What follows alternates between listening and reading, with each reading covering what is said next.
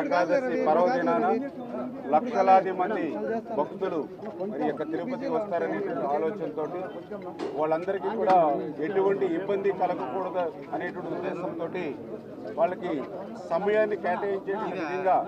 ఏదైతే స్లాటెడ్ దర్శనాలు ఇవ్వాలనేటువంటి ఆలోచనతో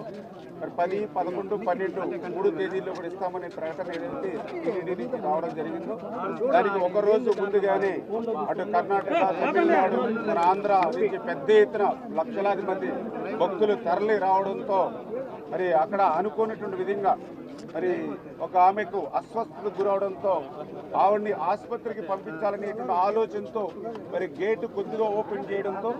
ఆ యొక్క టికెట్ల కోసం ఓపెన్ చేశారనేటువంటి ఆలోచనతో పెద్ద ఎత్తున అందరూ ఒక్కసారిగా దూసుకురావడంతో ఈ సంఘటన జరగడం చాలా చాలా దురదృష్టకరం. మరి ఇందులో 48 మందికి గాయాలు అవ్వడం, అదేవిధంగా 6 చనిపోవడం చాలా దురదృష్టకరం. వెనువెంటనే ముఖ్యమంత్రి గారు చంద్రబాబు నాయుడు గారు కూడా స్పందించి ఇమ్మీడియట్లీ మంత్రులు ఆ తిరుపతికి వెళ్లి దగ్గరుండి ఆ క్షతగాత్రులు ఎవరైతే గాయాలు ఉన్నారో వాళ్ళకి మెరుగైనటువంటి వైద్యం, ఎంత ఖర్చైనా కూడా వాళ్ళకి దగ్గరుండే వైద్యం అందించేటువంటి విధానం, అదేవిధంగా ఎవరైతే చనిపోయారో వాళ్ళకి ఆ పోస్ట్ మార్టం కానీ, అదేవిధంగా వారి బంధువులు ఎవరైతే ఉన్నారో వాళ్ళకి కూడా మరి ధైర్యం చెప్పి ఆ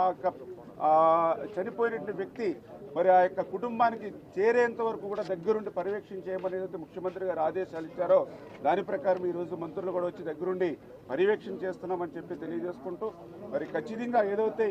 ఆ భద్రతా లోపాల్లోనా లేకపోతే అనుకోని విధంగా సంఘటన జరిగిందా లేదా ఇతరత్ర ఏదైనా మరి ఉందా అనే విషయాన్ని ఖచ్చితంగా దర్యాప్తు చేసి భవిష్యత్తులో ఇటువంటివి పునరావృతం కాకుండా ఏ రకంగా తీసుకోవాలనేది అక్కడ ఉన్నటువంటి సంఘటనలో ఉన్నటువంటి బాధ్యులు ఎవరైతే ఉన్నారో వాళ్ళ దగ్గర నుండి, అదేవిధంగా సీసీ కెమెరాలు ఇవన్నీ కూడా పరిశీలన చేస్తూ ఉన్నాం. ముఖ్యమంత్రి గారు కూడా ఈరోజు మధ్యాహ్నం వచ్చి ఆ క్షతగాత్రులు ఎవరైతే గాయాలు పాలినటువంటి ఎవరైతే ఉన్నారో వాళ్ళని పరామర్శించిన తర్వాత